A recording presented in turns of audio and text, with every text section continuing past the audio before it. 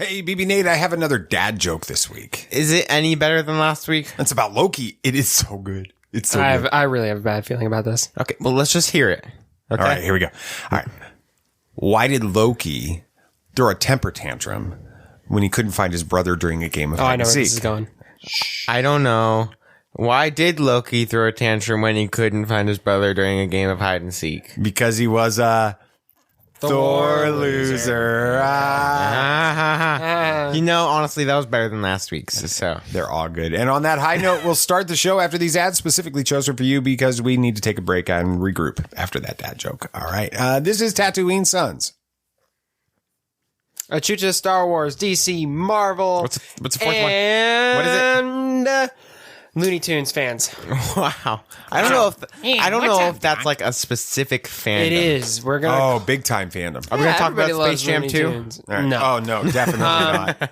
Thanks for checking out the show today. If you love Tatooine Sons and you love pop culture and stuff, be sure to check out our TeePublic store. The link is in the show notes. We've got all sorts of cool shirts, mugs, and tapestries and phone cases, whatever, of all your favorite fandoms, but I don't think we have anything Looney Tunes. We need to like update, make a list every time we do one of these ads, but And add a shirt. right. They took down the bed bitch. The bid bitch. Lucasfilm said it violated copyright and rules. Lame. Money grabs. Because they probably had that on their scripts and they're like, oh, come on. But if you want to check it out, what's cool is any purchase you make on our TeePublic store actually goes to help a child in extreme our poverty. proceeds, our profits. off of Our it. profits go to one child, and you help a child living in extreme poverty. So you get really cool pop culture merch, and you get to help a kid out in the same time. Yeah, and you can share your love for children and Tatooine Sons all at the same time. It's true. All of it. What is the name of the porg on the Millennium Falcon? Force is strong in my family. What do you think his name is? It's a big moment. I am a Jedi, like my father before me. Maybe Turbis? Do or do not. There is no try. Turbis? Pablo, if you're listening to this live stream, that porg's name is now Turbis. It's a good Star Wars name. We're not done yet. These guys recorded an awesome podcast called Tatooine Sons. Everybody was lit. Wow. You know, that's a great way to enter into the show. Yes, Sammy, they did. That was Context. yeah, we're talking about Sweet Tooth. Sweet We Tooth. watched episodes 3 and 4 this few Spoilers. days ago.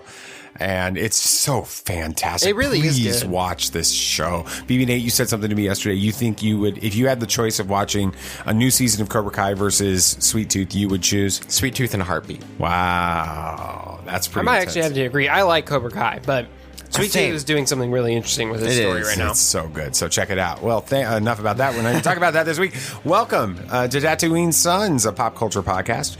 And we believe that pop culture is the mythology of this generation. There is a story.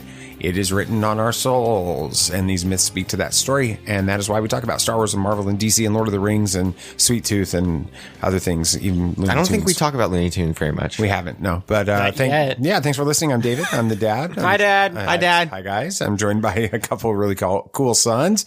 Nathan, Yes. how's it going today? It's going good. Yeah, neck feeling any better? A little bit, A little incrementally. Bit. Yeah. The ice is helping. X-rays this week, more physical therapy, more tests, more Yes. things to do. Did you ever go swimming today? I did not. We got to do that after the podcast. All right, good. awesome. Maybe I'll go with you guys. And what are you talking about this week? I am talking about Batman Who Laughs Part 2, at least my Part 2. There's 5 parts, but there's 8 issues. It's already starting off confusing, and we haven't even started the second. Yeah, and this part's this today is really freaking dark. I didn't notice that until I was writing it, but All right. All right, well, Sweet Tooth Dark? a little bit Worse. a little Oh. bit nervous about this. What about you, Sam? What are you talking about? Loki, episode 2. There's so much. We're going to have a really good discussion this week. I can already say it's best MCU show so far. Ooh, this is going ahead. I would say it's definitely better than WandaVision so far. Like easily. We'll better. have to wait and see. It's only 2 episodes in. I'm talking about Bad Batch episode 8. That should be a pretty interesting conversation. Can't wait to do that. But we got other, we'll talk about some other stuff. Because tonight is when I take Mom on our 24th anniversary dinner. Yay! She's not, Happy Mom. anniversary. Yeah, thank you guys. It's a good thing that we have an anniversary, Exactly. right? Yep. So that's awesome. Mom doesn't listen to the show. She does not. I don't even know what y'all are doing. I don't even remember the last time she listened to a podcast episode. Do you? No? It was a long time ago. Very long time Years. Yes. Probably. Ago. So there's no risk in her being spoiled on the Halloween. Unless on the she hears us happy anniversary. right now Nah, as we're recording. she's not. So we were heading to Pensacola. Okay. And I'm taking her to a nice little, that area that was over by Pensacon that we would walk past when we would go to the theater? Yeah. That was kind of like all these Yeah, little nice the little downtown- local restaurants and stuff like that. By the park. Right. Yeah. All that. So I'm taking her to a nice little Italian restaurant down there. They've got chicken parm on there, which is one of Which her I favorites. picked out, by the way. Nathan picked Good it job, out. Nate. Yes. And then we are going to that same theater that we would go to For the Pensacon stuff. We saw Murph and Ashley Eckstein and stuff like that in that. Not Murph. Yes. Okay, Murph. There you go. Murph. You're right. And we're seeing a comedy satire murder mystery play called Rumors by a guy named Neil Simon, who's one of the greatest playwrights of the second half of the 20th Interesting. century. Really, really fantastic. Very cool. It's done. Not to be confused with Neil Gaiman. Neil Diamond. Gaiman. Who's Neil He did Diamond? Sandman and a bunch of other DC comics. So. Well, that's new I information. don't think anybody's getting confused. Yeah. us. So anyway, Neil Simon. So it's going to be. I'm excited about that. Yeah, so, that sounds like a lot of fun. we're gonna do that. What are you guys going to do while we're on our anniversary? We're gonna watch Ghostbusters because I've still yet to see that movie. I've seen it before, but but Sam, you've never seen the original never seen Ghostbusters, and I really wanna see what the hype's about. Everybody says it's a really great. a lot movie, of fun. It is a good movie. So I'm excited. We'll do that. So yeah, that's going to be a lot of fun. So that'll be part of the weekend. and Dad, it's guess what? Father's Day. Yeah, it's Father's Day. Yay! Thank you. What am I? That's What am I thing. getting You're him just for getting a Father's Day? little What are we shout-out. doing for Father's Day? You're getting our love and affection. You got That's the it? shout out on Yeah. the podcast. Exactly. That's all I get. Yeah. Nothing else. Nothing. All right. That's awesome. It's because we spent all our money on a trip to Disney that we're going to do. Yeah. So here's the story. At least this is the way we're going to tell it. Last week we watched Bad Batch 7, episode 7, and they had that Mantel mix, which connects to Galaxy's Edge at Right. Batu. And we never got a chance to eat the Mantel mix at Galaxy's It was Edge closed. because they didn't reopen that when Right. they reopened after COVID. My understanding is they are selling it again. Hey. We still have to get into the market. we still have our annual passes to get to Disney. It's right around your birthday. Yeah. Before they go out. So we're going to go ahead and take a week and the four of us and Sam's girlfriend. Savannah. Savannah's going to come Yeah. and we're going to have a good time. It's gonna be a lot of fun. I'm really excited. Yeah. And they're doing fireworks again. And they are. Well, they're going to be in early July. Yeah. What are you most excited about, BB Nate, about going back to Disney for? I don't know. Just probably, going to Galaxy's Edge again and it just being more back to normal than Yeah. ever No before. masks. No masks. Less all that social stuff. distancing. Just more. It'll feel the parades are going to be back. The fireworks, Fireworks are going to be back. Everything. Yeah. It's going to be nice. It's going to be awesome. What about you, Sam? What are you most excited I just like the overall feeling of being in Disney, just the familiar sights and the sounds and the music and the whole atmosphere is really pretty infectious. I hope that they open it up to the point where characters can walk around to Galaxy's Edge. Yeah, I really hope they do that soon. We've got a couple months before, so it's possible. I'm going to be bringing all my Galaxy's Edge merch. I'm going to have my droid, the Turbis, my lightsaber. That's cool. All of it. We'll have a good time doing that. I guess we should probably talk a little Star Wars. Just a little, probably. I mean, all of you out there listening are probably wondering how we could just brush past the Bad Batch in the intro. Honestly, the episode was basically just another filler episode. Yeah. We almost considered skipping the episode discussion altogether. Because it We had really so worth much it. other stuff to talk about. Yeah, I mean, Yeah. gosh, you have 27 points on your notes. Yeah, I do. BB Nate. But, so if you've already seen it, I mean, you can skip ahead and go straight to the Loki discussion. If you haven't seen it, then all I can say is Cad Bane. What the heck was that? Spoiler alert. Loki religions and ancient weapons are no match for a good blaster at your side, kid.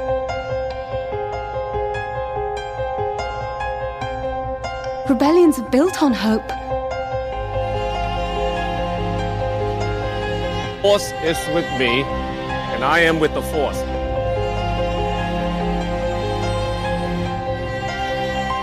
If you live long enough, you see the same eyes in different people.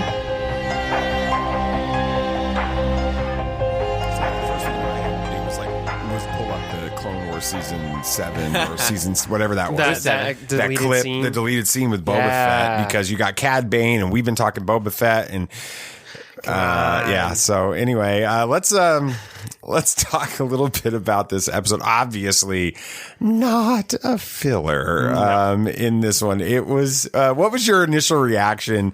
I'll start with you, Samuel the Hutt. It was kind of it was a little slow burn the first half, and then all of a sudden it went into hyperspace and honestly one of my favorite episodes in Star Wars animation ever. Wow. I loved this episode. I'm not saying it's better than Rebels or anything. If you say it's better than Twin Sons, then we're going to have a very interesting Father's Day weekend. Not at all. So. But it is arguably one of my favorite episodes ever. I loved that episode. What was it about that episode that was so appealing to you? It was like cinematic, like level stuff happening. I mean, come on, they're sitting there in a ion engine, and I'm like, they're gonna turn that thing on right there. And then they're blowing it up, and like everything's falling apart, and Crosshair gets all it was awesome. It was so cool. It was awesome. BB Nate, what'd you think? I really did enjoy this episode. I loved the character development with Crosshair. I really do feel like he's a bad guy now. He's full on bad guy, and wait. So are you going to the dark side on this? He's no longer capable of being redeemed? I don't think so. They're off of Bracca. I thought if they're going to get the chip off, it would be this episode. Okay. And he's all more angry now at the Bad Batch than he was before because they burnt him to a crisp. Yeah. And I was also really excited to see Cad Bane because he is my favorite bounty hunter. Just go straight to the jugular on this thing and talk about. I mean, I know I teased it, but with it, I loved it. I got spoiled. God dang you, Twitter! I really mean, just need it's to stay like off it's like I have this like. It's like I'm in this abusive relationship with Twitter. And I keep knowing it's going to hurt me. But you keep going back. But I love it so much, I keep coming back. You need to, like, on Bad Batch days, like, not open Twitter till, like, noon. After. Or till after we've seen the episode. Yeah. I mean, it's logical, right? But at the same time... anyway, it was so good. I did not know Crosshair was going to be in it. All I did was somebody tweeted with the hashtag Bad Batch and then asked a question about Cad Bane, and I'm like, oh crap. I mean, that's got to be what's going on in this thing. So, but it was definitely worth the wait, knowing it was coming, and waiting for your guys' reaction. And then at that point, it happened so late in the show that I had sort of zoned out on it. Yeah. And then when it happened, it was like, oh crap, that's when this is going on right now. So it was, it was a lot of fun. Let's talk a little bit about Crosshair. You brought him up a little bit, BB Nate. It was fun last night on the, Twitter Spaces on the Bad Batch pregame that we do every Thursday evening, 6:30 p.m. Eastern on. Next week, it'll be on the Around the Galaxy's Twitter account. The week after that, it'll go back to ours, Tatooine Sons. We go back and forth.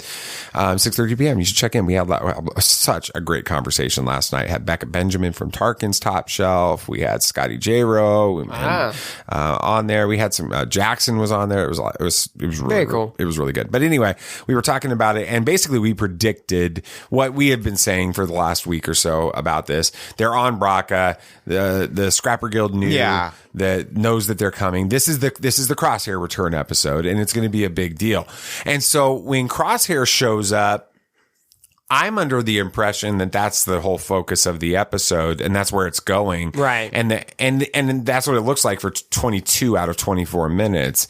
And then we get to the ending, and everything kind of goes crazy. But what did you think about Crosshair's interaction with the Bad Batch? It's like there's this moment where they're listening in on the radios and all of that. Did you know, BB Nate, when the Bad Batch hears Crosshair on the radio giving the instructions, that was a setup, or did you think that they were just just listening in? Did you predict that was a setup in your head? I really felt like the Bad Batch should know that's a setup. Crosshair is kind of really has always been the brains of the operation. Well, I was thinking that not only is he the sniper, but he's honestly the tactical genius of the group. I mean, Hunter's great, but he's more of a tracker. Crosshair knows the tactics. Yeah, so they should have known that they should go with their gut where they were planning on going instead of just to another area. And even with going to the other area, there's going to be guards there anyways. They have a freaking army with them. So, I expected it, but it was halfway through the episode and we have another 15 minutes ago. So I wasn't quite sure, honestly. I kind of figured they got by with it, but wasn't entirely surprised when Crosshair and the troopers showed up. When we do get to Crosshair, he's dialed up to an 11. And I know that they actually literally dialed him up to an 11 when it comes to his inhibitor chip. But there's this moment where he literally tells his troops to shoot Omega first if they run into them. And is this BB Nate? Is this kind of why you've basically come to the conclusion that there's no good left in Crosshair and he cannot be brought back to the rest of the team and the inhibitor chip pulled out and all that? Unless they subdue him and bring him to Bracca and get the inhibitor chip out, there's really no way. So, or they do some Minority Report thing where they find some black market guy to do brain surgery on him, kind of like Tom Cruise with the eye surgery. Yeah. Oh, I have to bring Rex back to do it. Right? Yeah. Why do you think Crosshair's so quick to go after Omega? What is the problem that he's got with Omega at this point? I don't know. I think it was more of just a stab at Hunter and the Bad Batch. He knows how connected they are to Omega at this point. And so, hitting her would hit the Bad Batch more than just actually hitting the Bad Batch. Yes. So I really do think that was the case because he understands what makes the Bad Batch tick because he was a part of it at one point. And so having that situation makes sense and him doing that. You mentioned them in the ion engine, and I think you mentioned him as well, BB Nate. Both of you guys talked about the ion engine and everything else. I don't think that Crosshair can fault the rest of the Bad Batch for his injuries on this. He's the one that tried to kill them and turned on the ion But he's engines. Already that's mental. He's not going to see it that way. That is a classic. That's a classic villain trope, right? Doing something that what they did that hurt themselves. It was their own fault, but they blame it on the other people. I mean, you see it in everything. So, I mean, the Bad Batch did blow up the thruster, which directed it toward him. That's probably where his head's going to go with it. But yeah, you're right. He did turn on the ion engine. One thing that's interesting about this is they at the end. I mean, he was all wrapped up and he was in bad shape. He wasn't doing too great with that. But I'm under the impression that his own hatred, his own evil, his own aggression. Let's talk dark side. Whether or not he's a Force user in the Star Wars story, light side, dark side functions regardless of whether or not you are directly controlling any of it. And he is giving into fear, anger, aggression, hatred, all of those pieces that lead to the dark side. And now he is facing his own injuries of his own doing as a result of this. How do you feel about the kind of the Vader parallels? Yeah, I got a very Vader parallel out of this. He'll probably be permanently in a helmet or, partial prosthesis or something. And that'll become like a part of who he is and like an outward expression of his inward evil, kind of. Yeah, I think that it's going to be the clone Vader. Kind of, yeah. The Vader for the clones, kind of. So I think that he's fully bad now with those injuries and everything that happened. I think it's just, he's a bad guy. Or something we need to accept at some point. I think he's going to turn eventually. Whether it may not be for a while, and it may be more like a final sacrifice kind of moment where he turns, but I think he's going to turn good eventually. Could, the first several, or the episodes leading up to episode 7 when Wrecker had the chip removed, showed that trauma to his head caused the inhibitor chip to go active more for him. Mm-hmm. So do you think... could these injuries, because he got knocked around... He got messed up. In the head. Right. Right. Do you think these injuries could actually cause the inhibitor chip to not work as well, which then helps to lead him back to... I had this idea where maybe he's, back in Camino or something, and it starts reverse acting up kind of, and he starts to realize what's been going on, and then we have an episode where he's alone basically trying to like stealthily fight his way off Camino. I think that would be really cool. That would be awesome. There was one point when I thought that, specifically because he fell down and hit his head and held his head for a little bit in the exact same spot that Wrecker always held his head. So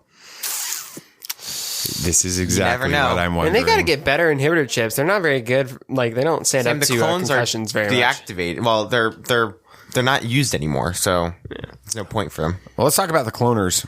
We got to go back to Camino in this episode. Saw a little bit of Lamassu and Nala Se and all of that. Namaste. One of the not Namaste.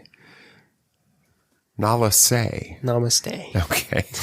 If you say it Lamassu and Nala Se really fast, you can combine them. You can make Namaste probably. But anyway, we found out that they are the ones that sent the bounty hunters after Omega. At this point. We know that it seems to be about a 99% certainty that Fennec Shand was working for the Kaminoans or Kaminoans? Kaminoans. Yeah, that's how the right way to pronounce it is. The Kaminoans. But do you think, I'm going to start with you, BB Nate. Okay. Do you think that they never once mentioned Fennec Shand by name? They just talked about the bounty hunters. And they said she. Did they say she? I think so. Okay. Maybe I'm reading too much into it, but could it be that the bounty hunter comment was really just a misdirect? I don't think so. I mean, the question has been always who hired Fennec Shand, and then we get this conversation, and it's kind of just, it all makes sense. Yeah, I think this is the explanation we're offered. Yeah, so I think that it is the Kaminoans, so... Whatever, we get the idea. Yeah. Okay. Cool. Why do the Kaminoans We've been talking about this. Why do they want Omega? We've been talking about this since episode 1. I mean, she's obviously an enhanced clone, right? But differently than any of the other clones. We still don't know what that is. It can't be that she's just happens to be female. There's got to be more to it than just that. So maybe she's just this next stage in the clone quote unquote evolution. Mm-hmm.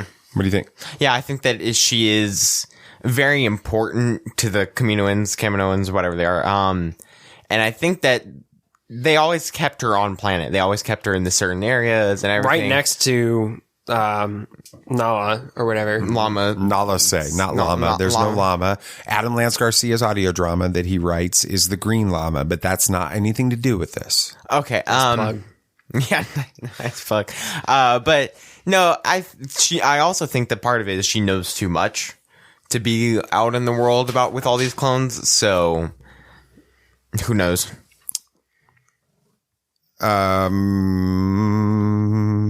What about? Did I send that message to you guys yesterday with the article about Hondo Ohnaka and the clones? No. I didn't. No, I don't. I saved that. Oh, well, this is going to be interesting. I talked about it last night on Bad Batch pregame on Twitter Spaces at 6:30 p.m. Eastern. Oh my gosh. Around the galaxy. The amount of plugs in this segment. Hey, you know what? When you're good, you're good. All right. So there's this book called The Pirate's Price. Okay. It is part of this series of mid-aged readers books that lay out the story of Hondo Ohnaka and the Millennium Falcons to set up Smuggler's Run. Okay. In this, he tells about this story of him working with Han and Chewie and coming across these twin clones that were made by the Kaminoans that were research assistants working with the scientists there. And there's some really interesting similarities to Omega. Now, I don't think that either of these clones are Omega, but it's interesting to see the connections with the scientists and the research assistants, because that's what we got in the openings, a couple episodes of the Bad Batch. She was like an assistant. She was working with Nala Se on that. So are we going to see, do you feel like that's the reason that the Kaminoans want her back? That she knows information about their research, or is it seriously just because she is a special type of clone? I think she's just special. I mean, she knew about the inhibitor chips and stuff, but she hasn't really demonstrated any more like really serious knowledge yet. Because she hasn't needed to. She only disclosed the knowledge of the inhibitor chips when it became important. Yeah, that's fair. She very well may know something, but I think she's also just maybe really smart. Okay. Well, let's talk about him. He shows up there. How long did it take? Luke Skywalker? No, Cad. No, it's for some people like Rick Villanueva. Who's Twitter Cad Bane Twitter super fan. Well, his Twitter handle is Cad Bane's Bounty. With that, I'm sure he's dying because he wants to talk about this constantly on Twitter right now, and he can't because he's trying not to be a bad Star Wars fan that spoils it for people that haven't seen the Bad Batch, like so many other people have done. Anyway, at what point did you realize that we were actually hearing or seeing Cad Bane? Immediately. Right as I heard the voice and saw it, I was like, oh, it's Cad Bane. Yeah, I figured it immediately. He's such a really cool character, like underused. I'm glad they're bringing him back, even if it's just may just be for a little bit. I think he's arguably one of the coolest characters in Star Wars. BB-8, didn't you predict a few episodes ago that we were going to see Cad Bane at some point? I had a feeling we were going to. When we were talking about Boba Fett and everything, I'm like, I wonder if we'll see Cad Bane. You know what? I say we're going to see Cad Bane. And I kind of forgot about it. I was like, oh, it's not going to happen, but... It happened. Put it on the board, BB-8. You got that one right. So Cad Bane, gets into a shootout at the OK Corral. Yeah. I was ready to hear that. They could have Star Wars. They could have Star Warsified. I love his cool. Belts. How it looks like it has bullets on it, but it doesn't. He's straight cowboy outfit. But it felt like that. Absolutely. At that point, he shoots at Hunter. He takes out Hunter, and sure enough, takes Omega. I mean, when did you realize that he was actually going to take Omega, and what does this mean for the show? Oh, right as he hit Hunter, I was like, okay, well, Omega is his target. It's because there's no reason to, start running after the person that's already on the ground. So it had to be Omega. So, well, I don't think he had any reason to go back after Hunter, but I kept thinking that the rest of the Bad Batch was going to come in there, and then we were going to have Cad Bane versus the Bad Batch with Crosshair versus the Bad Batch in future episodes. I didn't expect to see Omega actually taken away from. This is the Dark Troopers taking Baby Yoda from Mando. That's what's happening here. It's that concept. Yeah, it does feel very similar. It's about the same time, too. If you consider the shows, that was about halfway through or a little bit after halfway through. Yeah, you're right. For Season 2 Mandalorian, and we're halfway through now. So who are the Bad Batch going to go to get assistance from to help? Boba Fett. Just like Mandalorian.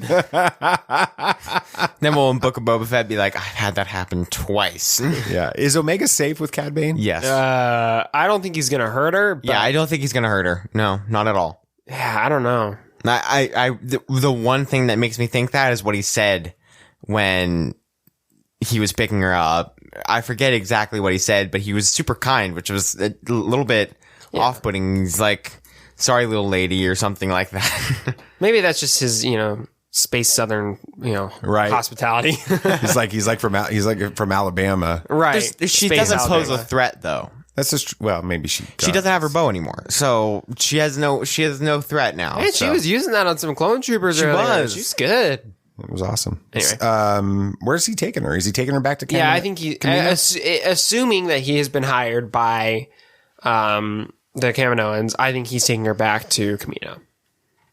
Is that going to put her in greater danger when he gets there, BB-8? When she gets there? Maybe. I don't know. I really think that what is going to happen is whatever happens with the Empire and Kamino, because we haven't seen the fallout from that. We have only seen, other than the prequels, we haven't heard of Kamino very much. Yeah. So we don't know what the Empire did with them. We don't know what if the species is still alive, if the planet still exists, or if that was the first real planet tests for the Death Star. Yeah, so I think that here's where I'm coming from. You know, we've been doing these key takeaways the last few episodes on here. My key takeaways from this episode is that the story has completely changed. Yeah. Everything is different now. Just like what happened in Mando. I feel like this is no longer the Clone Wars season 7. This has become its own show now. They have done, they took those first 7 episodes, or Clone Wars season 8 is what I mean. They have taken those 7 episodes in the first half of this series to set the story up and let you transition from Clone Wars to the Bad Batch. But now the story is all different. It's very different now. Yes. Going forward. Omega is in danger at this point.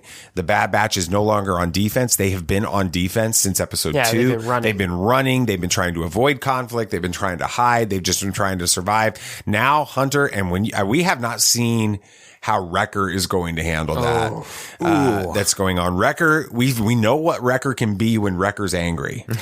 We saw that in episode 7. Right. Now he's angry and he's got a reason to be with this. I think that could get really interesting. They're no longer on defense. And I am based on the clip from the deleted scene from Clone Wars where Cad Bane and Boba Fett are in a showdown and it is over someone in that sequence. It's not the same story, obviously, but in that sequence, we see Boba Fett has kidnapped somebody, Cad Bane has kidnapped somebody, abducted somebody. Boba Fett is there to rescue him. It feels like this is where they're going. They've already got the models built up for that. They could just change a few of the characters, change the voiceovers, the scene, the scenery in the background, and they're ready to go. And we get to see Samuel the Hutt. We get to see the moment the ding gets into the helmet. Although I want to know, which I predicted before this season started, that they could bring in Boba Fett and show that. I want to know what weapon's powerful enough to cause it to ding in Beskar. That's my question. This is true. Maybe that. I think they've actually addressed this, that he rebuilt the helmet, that's not the same helmet, but we'll have to research that before next week. That's actually not Beskar in the helmet. And that's how he got the ding. Oh, okay. That makes sense. With that. Well, it's hard, to even begin to describe what I believe this episode means for the future of this series. The addition of Cad Bane and the abduction of Omega have upset the entire dynamic of everything. We have a much clearer idea at this point going forward of the Clone Force 99's purpose for the rest of the season. And I think that we can all agree that next Friday can't come soon enough at this point. All right, Sam, what are you going to talk about this week? The second episode of Loki is out, and it's arguably one of the best episodes in MCU TV history. It tackled some really deep subjects while still being as fun as anything Marvel, and yet it still left us needing more once those credits rolled. We'll discuss all the important stuff here in a minute. A Miss Minute. Oh, that's terrible. Dad jokes. Everybody can do them, but Dad. All right. And that's coming up after these ads specifically chosen for you by the timekeepers because they have ordained this in the sacred timeline. This is Tatooine Sons. Hi. Oh, what's up? Guess what? We got reviews again. We got more reviews. Yay. This is amazing. I'm loving all these reviews. Thank you guys so much for doing that. Thank you so much. First one's from Blue Bantha. Blue Buffalo. You know what banthas are, right? Yes. You've heard of them, I've right? heard of them. Blue Bantha Milk Company. Yeah, that's Matt. He's awesome. I have a great envy of kids that are able to analyze and consider popular culture with a parent. That's just not something that I had and would have loved. Sharing interests and exploring them creates tighter bonds that will last a lifetime, and this podcast captures that ideal. That's awesome. Thanks, Matt. Thank you so much. Yes. You're awesome. Now. Yeah. Sam, you got the one. Yeah. This one's from A Certain Point of View podcast. They said, one of the best family-oriented pop culture podcasts you could hope to find. Love listening in to David, Samuel the Hutt, and BB Nate and their takes on all my favorite franchises. Give them a listen. You won't regret it. Yeah. From A Certain Point of View came in and they delivered on the promised podcast review that they made the promise on Twitter. Right. It's interesting because Cam, we're going to see Black Widow with him, right? Yeah. We may not be able to let him sit next to us because he promised in a review and then he didn't deliver. So, and he was they were going, see, there's a rivalry, a feud really going on right now on Twitter from a certain point of view and Cam. And it looks like, right now from a certain point of view, pulling ahead. Seems more credible to me. So with that, and then the last one, you guys know I love you. The last one is from Seth. He says, I always look forward to each week's podcast. I even comment during it, even though you can't hear me. That's awesome. I've followed all things Star Wars since I was a kid and have always loved the universe. Your perspective of all things Star Wars is brilliant. I like how you always keep it clean and I'm never afraid to play it at home around my family. Finding a podcast without hearing bad language is hard to do and brings to mind the term a diamond in the rough. You guys are truly that and I appreciate it. I tell others of my new podcast addiction to your show. I look forward to more in the near future. Thank you. Thanks so much, Seth. That's awesome. Really amazing. It means a lot to us. And you can go to one website to give us reviews for episodes and show. Every single episode you can leave a new review, and that's podchaser.com. And every time you leave a review, we will donate $1 to children living in extreme poverty for one child. So actually not just $1. We make a donation on their behalf. Oh, that's right. We make a donation. Sorry. That's a different one. Yeah, just we want you to know how much we appreciate that. We love these reviews. Thank you guys for doing that. Check out the link in the show notes and give us a reviews. And again, you can do reviews on just on individual episodes if you've already given us a show review. So thanks so much. Be on your guard. There are older and fouler things than orcs in the deep places of the world. All right, then, keep your secrets. You're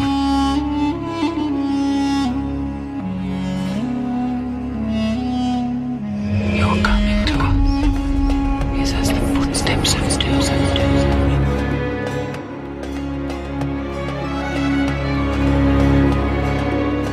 There are many magic rings in this world, Bilbo Baggins, and none of them should be used lightly.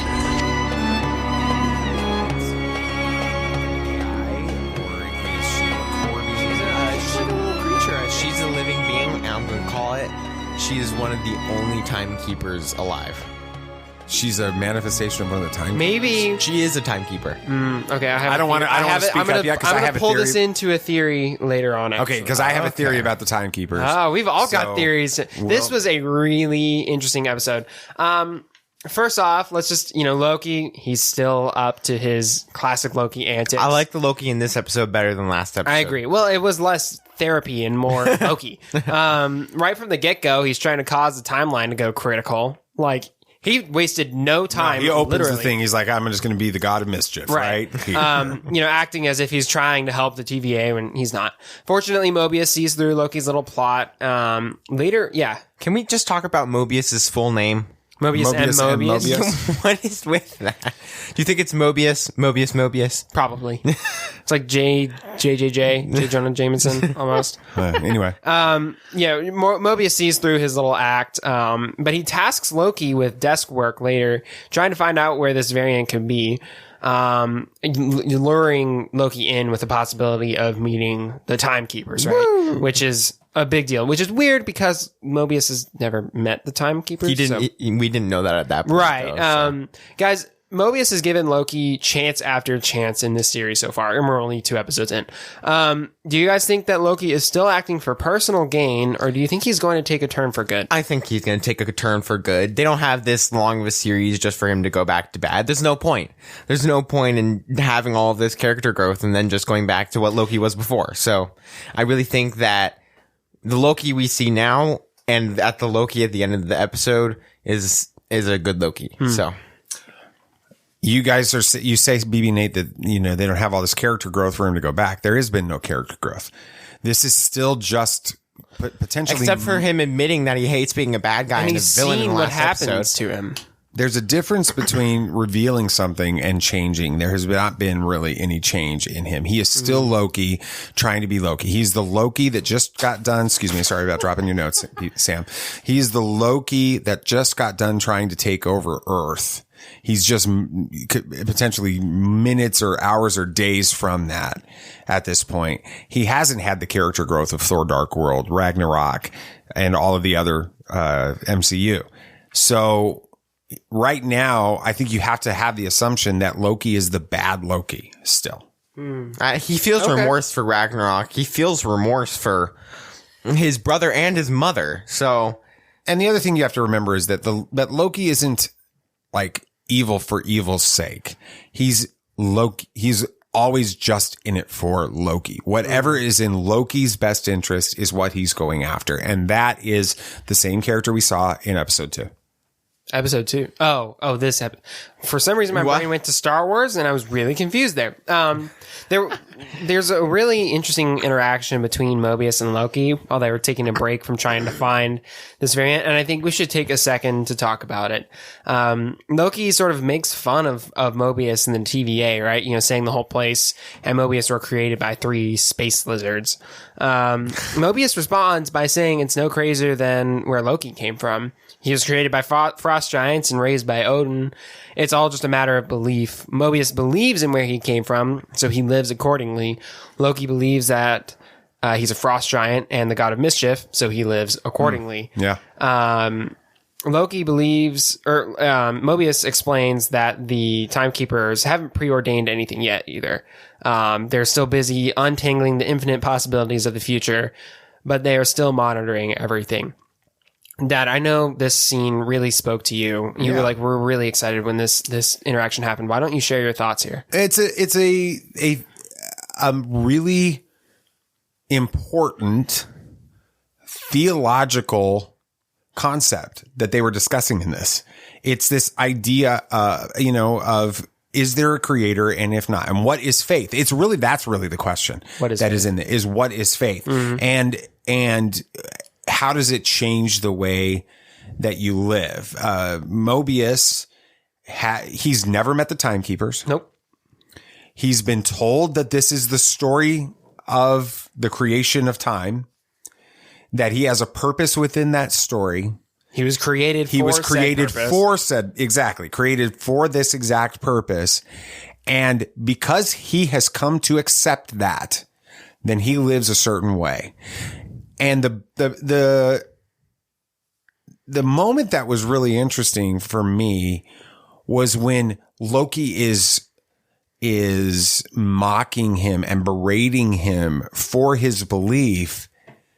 And then Mobius flips it on its head. He's like, you're a frost giant that lives in that was raised in realm in Asgard and thinks he's a god and all of this other stuff. You know, you believe how do you know any of that's real? And that's true. It's the same type of situation. It's what we face all the time as Christians. You know, we've never apologized for that. We don't hide it. That's not the focus of our show, but it's out there, right? And so as Christians, we believe in certain things. We believe that there is a God that exists outside of time, outside of the physical existence. He has been eternal and he will be eternal. He is, you know, the way he describes himself in the Bible at many times is I am the same yesterday. I am the same today. I am the same forever. I am outside of time. I exist out of that. And we believe that however it happened, you know, and there's lots of different theories that can happen within ancient Near East philosophy and history and mythologies and things like that. What we do believe, how it happened, you know, whether or not it's in a literal 7 or 6 day creation, 7 day creation, or it was, that's a metaphor. What we do believe is there is a creator. And he created everything, that there was a God that said, this is going to come into existence. And he made it come into existence and he controlled it and he orchestrated it and he made it all happen on purpose. We believe that. We believe that humanity violated the instructions of this creator who has every right to tell us how to live because he's the creator. Right. And so humanity violated those instructions, and punishment came as a result of that. That punishment then was taken by God becoming a man and living a perfect life and dying on the cross for our sins, being buried in a tomb or placed in a tomb. When we say buried, that sounds wrong because we think of something in 21st century America. He was placed in a cave as a dead body, and 3 days he resurrected. He appeared to hundreds of people, the Bible says, and history seems to suggest. And he ascended. He transferred himself from the physical existence into the heavenly existence, and he will come back. We believe this, all right? And because we believe this, it affects the way we live. We believe that there's a God that has a right to tell us how to live. We have a God that has a right to determine what is right and wrong. We believe that there's a God that loves us, that he's redeemed us, and that he loves all of humanity and wants to have a relationship with them. And because we believe that, it changes the way that we live. And there are people that have belittled us for that. And they think that creation is a myth, that it was just evolved and all of those things. But the reality is, just like Loki had to choose to believe what he was told about his existence, and Mobius had to choose to believe what he was told about his existence, both did that by faith. And those people that say there is no God, we just evolved, there is no purpose to life other than just existing, and all of this stuff, they have to choose to believe that based solely on faith as well. There's evidence for our beliefs, and they believe to have evidence for their beliefs. And in the end, we all live by faith. Yep. And so I loved the conversation, getting back to Loki, right? I loved the conversation because it addressed this issue it's what we've been saying about these stories for 3 years now. Movies and TV can do. You can communicate. We said it about Falcon and Winter Soldier. Absolutely. You can deal with issues of race and nationalism versus globalism and things like that in a fiction story much more effectively than you can do in a debate on facts. And it allows you to have these conversations. And that's why I love this. Yeah. Well, again, the MCU is doing something with these series that is unprecedented, and we're really excited with this. Yeah, absolutely. Thank you, Dad, for sharing your thoughts. No problem. Thanks for giving me an opportunity to get that. No, it was, you seemed to really, it really spoke to me too, but you seemed really excited about it. Back to the show. At one point, Renslayer, calls Mobius into her office to discuss Loki and his viability as an asset here. We see in the background the 3 statues of the Timekeepers, right? Interestingly enough, the one in the middle seems to look very similar to Kang the Conqueror. Renslayer actually had a romantic relationship with Kang in the comics. And when Mobius starts to comment on the figure saying, hey, that one kind of looks like, Renslayer cuts him off. Don't go there. Right. Do you guys think there could be something here? Could Kang be planning like a coup of sorts and Renslayer will be a part of it? I don't know. I don't think you bring in this character without bringing in Kang the Conqueror, especially since we know that he's a villain of Quantumania. Right. She's never like a head in the TVA. That's new though. So they're definitely going to... Yes. So they're already changing things. Maybe with Lady Loki, they're changing things as well. But I really do think that this Renslayer character has bigger meaning than what we have now. So yeah, and you think it could be related to Kang somehow? Probably somehow. Mm-hmm. I don't think that the Timekeepers are real. That's one of my. I think that they're a fabricated mythology in order to control these people, these beings or whatever. And I wonder. Yeah, Renslayer I think is working with Kang the Conqueror, right? And so she's the one that's monitoring this situation and trying to keep this mythology in place and keep everything in its purpose, like Wizard of Oz. Absolutely. Very similar to the Wizard of Oz, with that. I have one of those really wild, you're going out there, crazy theories. Okay. Sure to go speculating irresponsibly, and it's going to go wrong, but I'm going to say it. I think Mobius is actually Kang. Whoa. I think he's what? No, I think Mobius is Kang. I think that he's that's why they have that really weird interplay, but they can't let anybody know about it. Yeah, I don't think so. Mobius is nothing ever like that in the comics. Okay, I could be wrong. I mean, yeah, it would be definitely interesting, but I think Mobius is too good for that. He doesn't. He's a cool character, but I don't think he has the power to be king. He cares about what this place is. Yeah. Genuinely. Yeah. So Okay. But I agree. I think Renslayer made the Timekeepers up. She's always speaking on their behalf, kind of like Padme does in episode 1. I don't think the Queen would like that. That sort of thing. I think you're right. And I wonder how that'll play in later, though. Maybe like, since what happened at the end of this episode, the stuff will start to fall apart and she won't be able to keep up that facade anymore. I'm still going with my Miss Minutes as a timekeeper. I like that. Maybe she wasn't able to defeat one of the Timekeepers, so she was able to like mentally cripple it. Kind of like Nate, you'll get this reference. Nobody else on the podcast will get this. But Infinity Train. It's like what happened to 1-1. Oh, He was a conductor of this train, and he was usurped and mind wiped.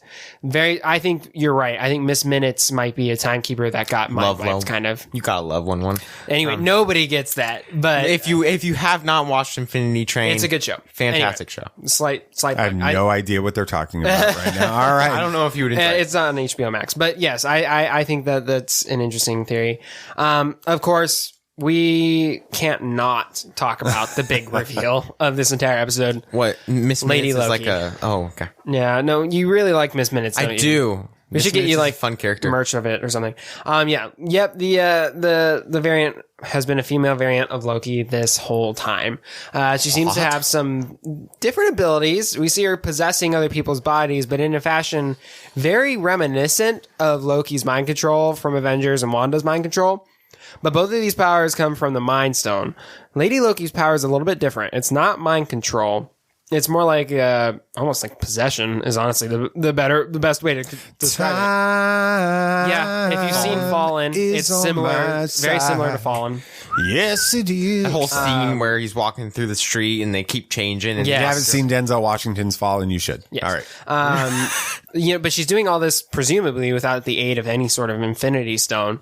Could this variant really be more powerful than the Loki variant we see following in the series? Okay, can we just address the fact that if she already is able to basically manipulate the TVA into whatever she wants to, I mean, you gotta admit. Yeah, that's and true. She can also, if she has the same powers as Loki, maybe even more, she can disguise herself, correct?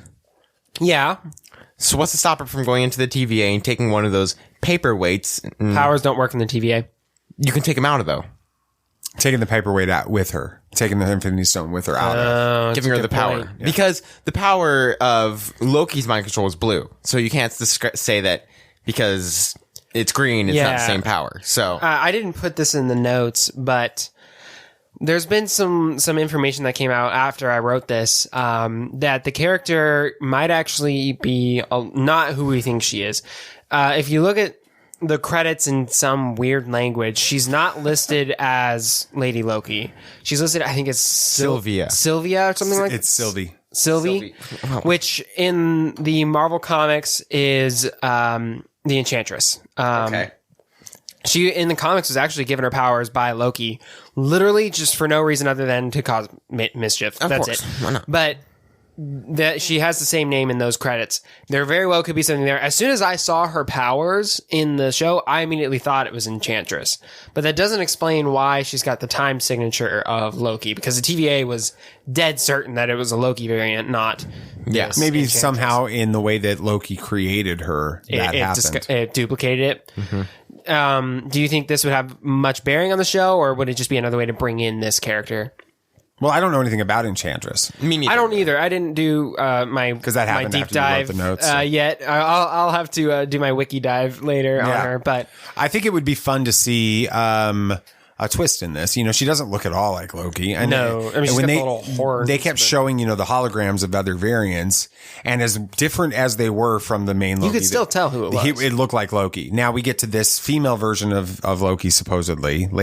They never call her Lady Loki. No. In fact, she doesn't like being called Loki. And I think that's another reason why. She's like, I think that there's this assumption by the TVA that she is Loki. She's a female variant version of Loki, and she is this Lady Loki character.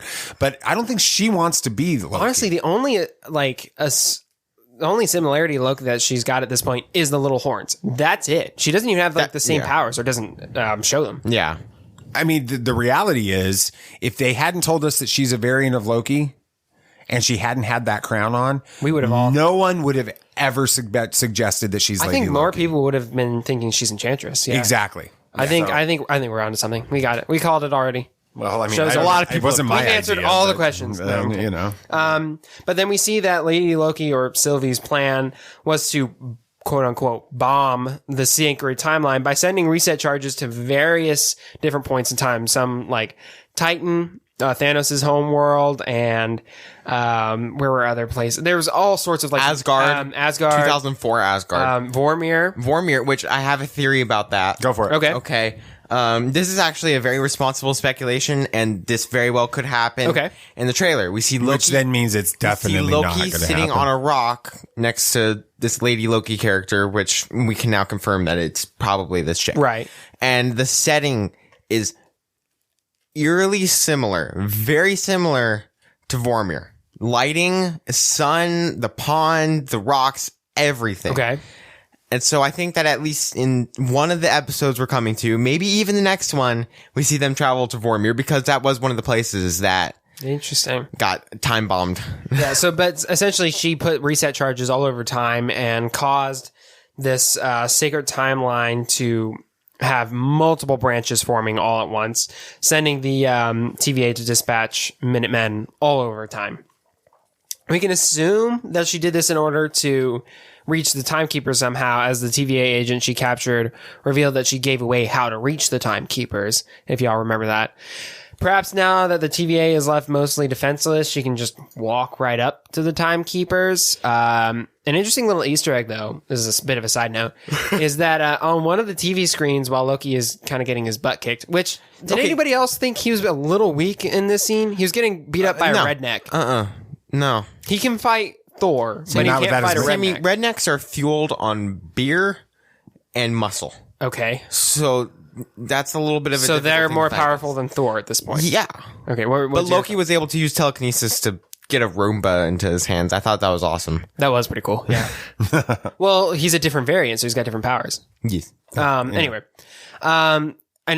We see Spider-Man's face on one of the TV screens while Loki's getting his butt kicked. Could be another indication that No Way Home is going to explore the multiverse. Okay, I don't get all the people that saying it isn't. It most likely is. Because even if before WandaVision, before Loki, before all this stuff, we knew that Spider-Man No Way Home was going to connect directly into Doctor Strange in the Multiverse of Madness. And we see that they're the villains from the other Spider-Man Exactly. franchises. It has to do with the multiverse already. So there's no doubt in my mind about that. Okay, but I got a question. Is this it? Did this single event by Lady Loki just cause the multiverse to And happen? did we not? Did I not call that on the last episode? I was talking about like that Loki is going to fracture this, right? So you was saw more the Enchantress timelines. you did. Well, okay, yeah, but if she is a variant of Loki, then technically Loki then did that it. happens. We just don't know if she is yet. But you saw the splinters. Everything is out of control. Everywhere. I think that the rest of this series is nothing but the seeing how absolutely chaotic time is. So do things leading into the next film is Shang-Chi, so that's not going to be about Black Widow. Shang-Chi. Well, there's so much Marvel coming. I don't know how. So we have Black Widow, Shang-Chi, Eternals, and Spider-Man coming out in the span of 6 months.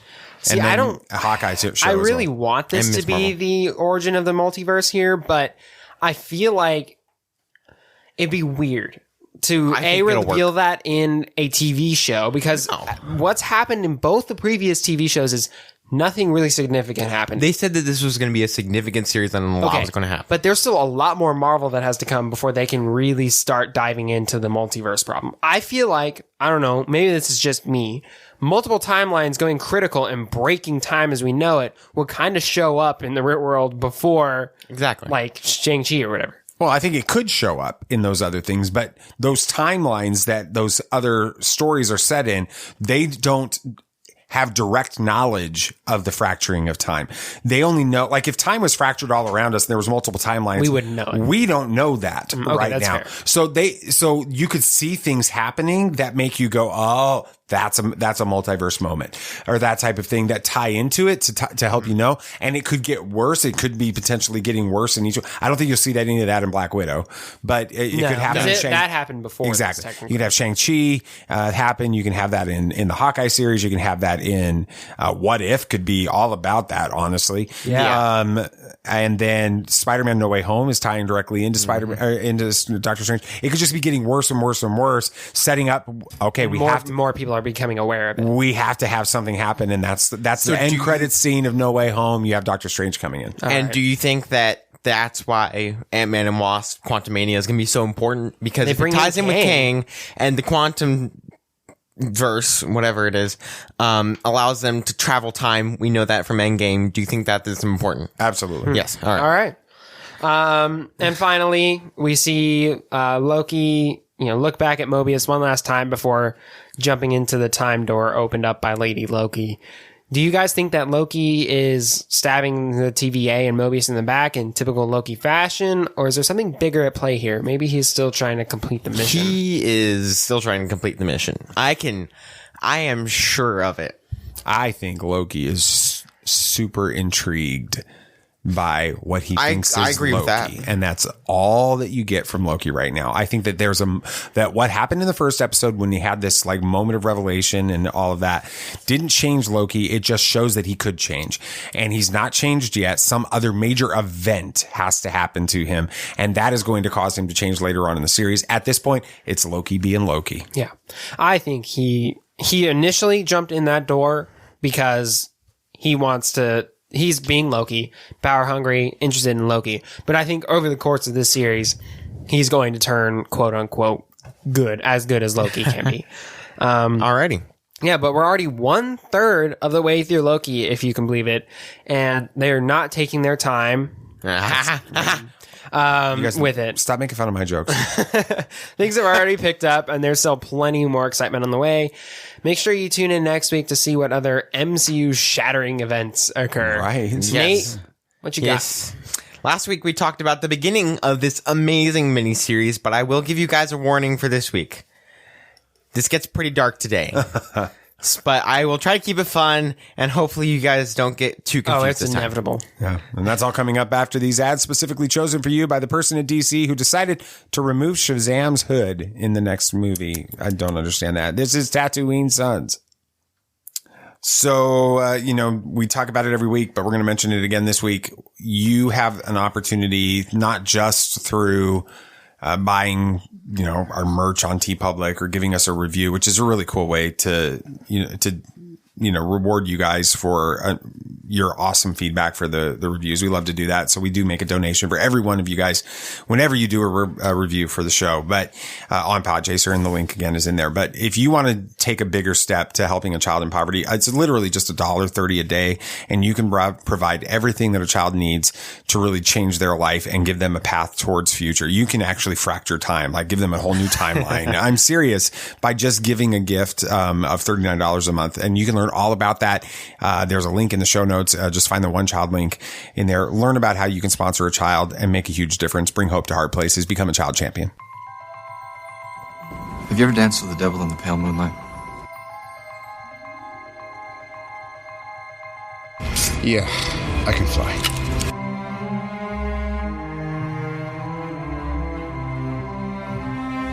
I'm here to fight for truth and justice in the American way. People in this room, which one is A, wearing a spangly outfit, and B, not of use? There's only one God, man, and I'm pretty sure he doesn't dress like that. That man has no limits.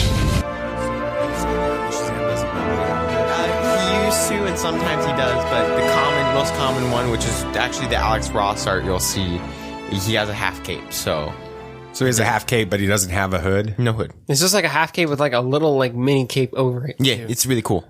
Okay. Well, yeah, it's a nice thing. I liked the hood. But that's when Shazam was still called Captain Marvel. Shame on Marvel. Okay.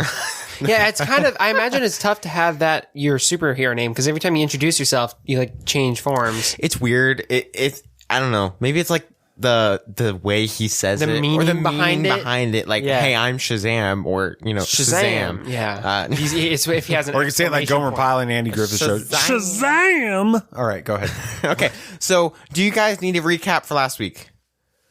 If you got a is this short a one, multiple choice probably, thing? because I got no clue. Well, This feels like a Telltale thing. Okay, well, you don't get one. So we begin today with the Batman who laughs breaking into Wayne Enterprises with ease, and because he's Batman. Yeah, and Batman who Joker. laughs. Yeah, and he had fun because he's twisted. He kills most of the security guards on the way.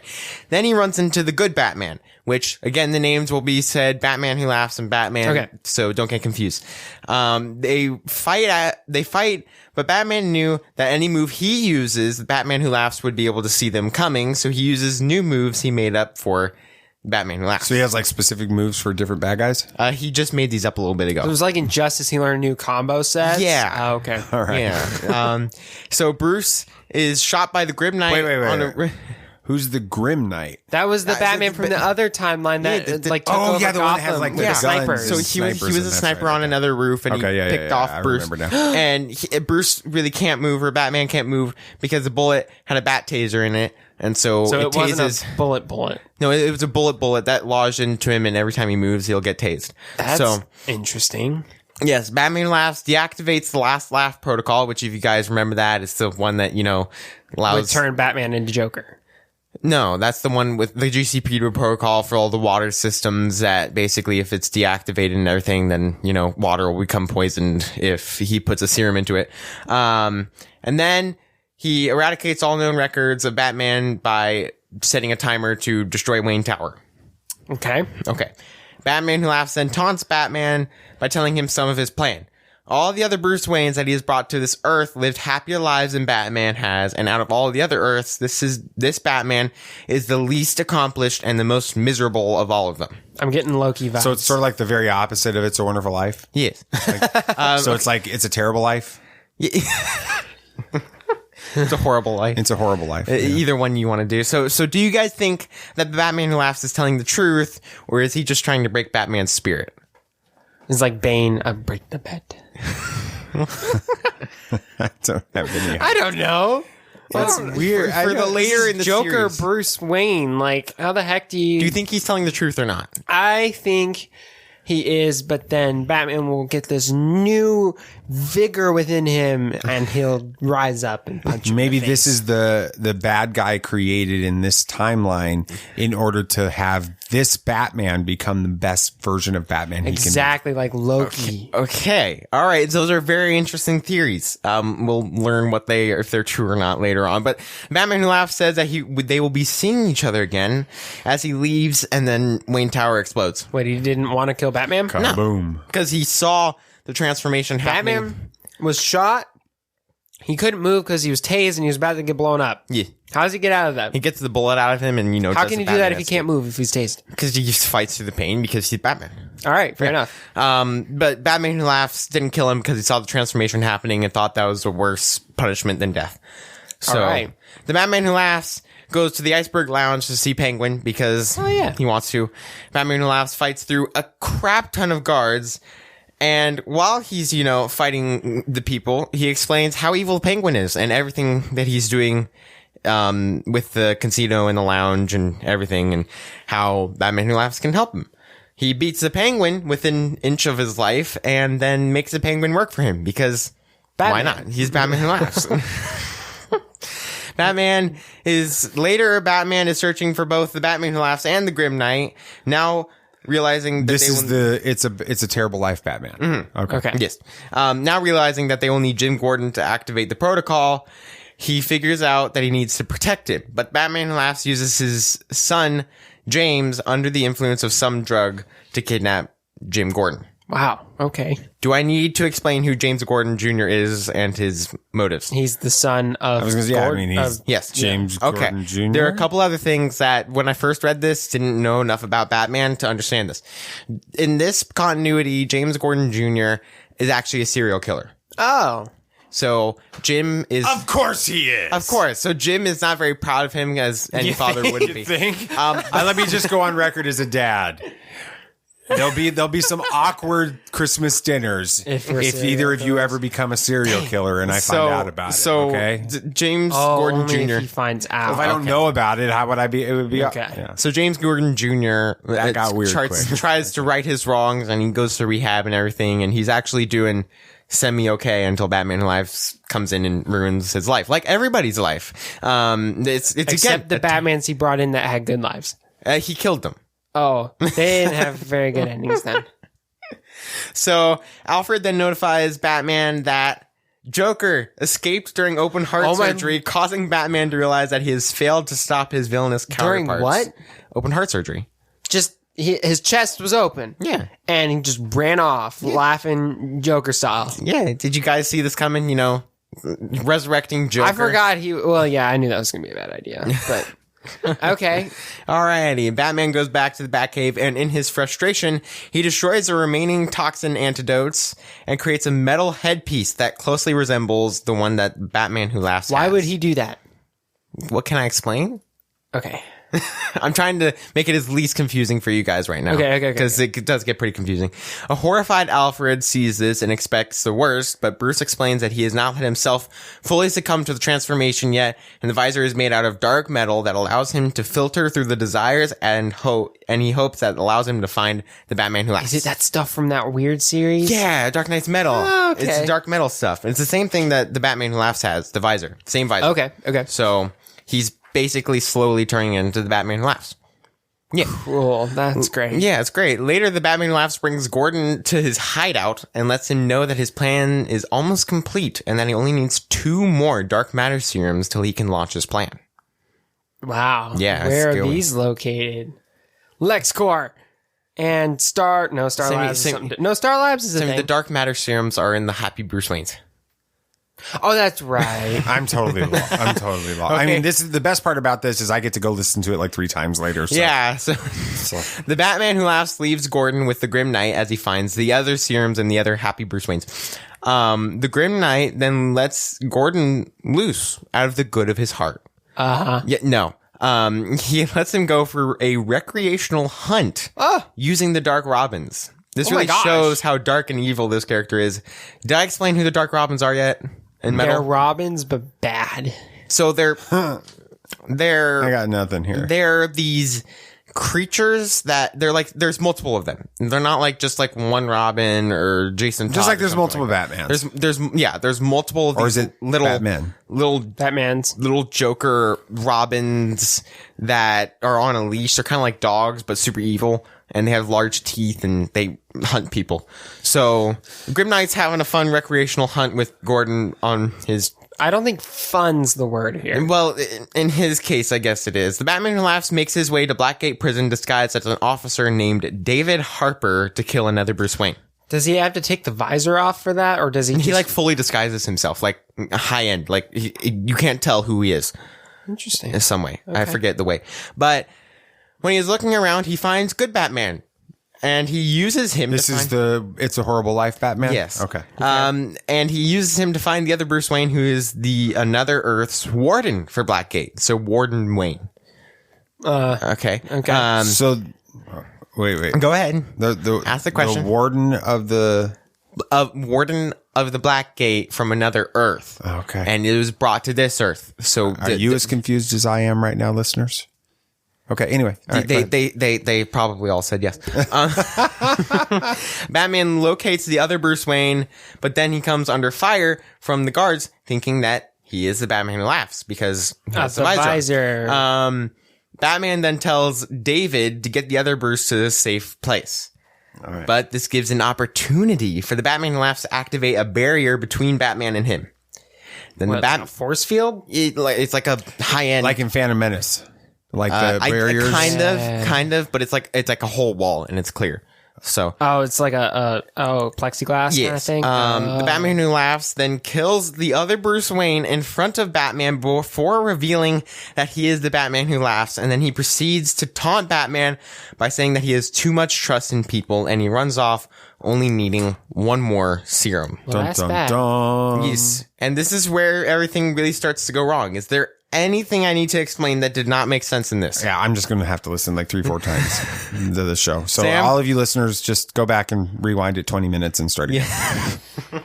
Unless you've already read the miniseries. Unless you've read it, it makes sense. perfect sense. You know, Chris Ryan's from Broaxium is a huge Batman fan, and on the Twitter Spaces show that we did earlier, about, you know, before the Bad Batch pregame show that we do, one of the guys on there was like, BB Nate needs to have like a full on conversation with Chris about Batman so that you can actually talk to somebody that understands it and loves it like you do. And maybe the pastor of Stewart, if you're listening right now, the pastor of Eastern Shore Baptist Church can have that conversation, because I have nothing for this. So it's interesting. It's interesting. A lot to take in. The ending part is just so good. I would reread this series just to see the ending part again, but that was a lot to take in, and just, it was really dark, but we aren't even halfway through the comic yet. So yeah, next week. Awesome. So next week you will get to we'll pass the halfway point and be able to move into the second. No, next week we'll take a break from this because we actually have something new to talk about from DC. Long Halloween Part 1. Oh, thank God. Oh, well, good. And maybe we can watch it so that we'll understand. But I also get my wisdom teeth out. Yeah, so that means your reward for having to lay on the couch and be in pain is you got a movie. The Long Halloween. All right. Anything else you guys want to talk about? Anything else? Yeah, so we actually got the first look of Jane Foster's Thor costume on some leaked merch. It wasn't merch; it was a crew shirt. Yeah, it was a T-shirt, and it's. I love the 80s rock band it's vibes. totally. I'm loving her costume straight from the comics. This new phase of the MCU is going very comic accurate. Yeah, that's very cool. Yeah. And there's a rumor that Grant Gustin's Flash will be in the DCEU Flash movie. Which Is that cool? I didn't want to reveal this to you before you finish the Flash series, but there's so much going on. In one of the special series of Crisis on Infinite Earths, Ezra Miller Flash and Grant Gustin Flash meet up in a whole thing, and they talk with each other. And that's actually how Ezra Miller's Flash comes up with the name The Flash. Awesome. So, yeah. Oh, okay. Cool. Gina Carano is back in Star Wars news. She shared a binary sunset photo on Twitter, and Star Wars fans are now speculating There's no irresponsibly way that she's coming back. Well, they did no submit way. her for Emmy nomination. So it's not happening on it. So that'll be it for this week. Thanks for listening to Tatooine Sons, a pop culture podcast. And if you had a good time listening, it'd be awesome if you could share this with all your friends. Yeah, of course, this show is only a small part of the Tatooine Sons world, so be sure to like us on Facebook and follow us on Twitter to get in on all the action. Yeah. And don't forget to follow the show on your favorite podcast app so you don't miss our next episode. You can just follow us on Podchaser. It makes it just as easy. Remember that if you do drop us a review on Podchaser, we're going to make a donation in your honor to one child so that you can help a child living in extreme poverty. And make sure you join us next week. We're going to give, again, our reactions to episode 9 of The Bad Batch. Sammy is going to give us his halfway review of Loki 3, episode 3. And BB Nate's going to talk about the Long Halloween Part 2. If he can talk with it. We should record the episode while he's still coming out of anesthesia. No, let's just record the episode early, at least my segment, because it comes out the 22nd. Oh, no, I want to record you while you're high. No, we're definitely doing it. And check us if you're in the lower Alabama area, Foley, Fairhope, Daphne, Gulf Shores, Orange Beach, Spanish Fort, Bay Minette, Mobile, Robertsville, Loxley, any of these little towns that are around here. Stop by Fish River Grill in Foley on Tuesday, or the one Fish River Grill in Foley or Fairhope by the Bay on Wednesday, and I'll lead us in some pop culture trivia challenge. It's going to be a lot of fun. Yeah, we'll have a great time. Anything else you guys would like to say? May the Force be with you. May the Force be with you. May the Force be with you always. This party's over. I like that Wookiee. Don't get technical with me. Joy, please. Yep, yep.